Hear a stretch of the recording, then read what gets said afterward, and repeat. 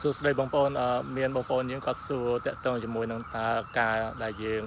apply ចូលសញ្ជាតិនឹងយើងត្រូវធ្វើដូចម្ដេចជាទូទៅប្រសិនបើបងប្អូនជាប់ឆ្នោតហ្នឹងគឺនៅពេលដែលគ្រប់5ឆ្នាំបងប្អូនអាច apply បានហើយ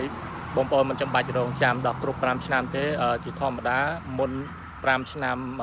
បានន័យថាមុន3ខែបងប្អូនអាចចាប់ផ្ដើម apply តាម online ដែលគេហៅថាទម្រង់ N400 អញ្ចឹងនៅពេលដែលបងប្អូន apply នោះហើយយើងនឹងរងចាំគ្រប់រយៈពេល5ឆ្នាំយើងនឹងទទួលបាននៅការជួនដំណឹងដើម្បីឲ្យយើងទៅធ្វើការ scan ម្រាមដៃគេហៅ biometric appointment ហើយនៅពេលនោះបងប្អូននឹងទទួលបានសភៅ100សំណួរដើម្បីយកមករៀនហើយបងប្អូនអាចស្ដាប់តាម YouTube អីខ្លះទៅហើយបន្ទាប់មកបងប្អូននឹងទទួលបាននៅការជួនដំណឹងពីសម្ភាសហើយបន្ទាប់ពីបងប្អូនសម្ភាសមកបងប្អូននឹងទទួលបានការជួនដំណឹងមួយទៀតគឺ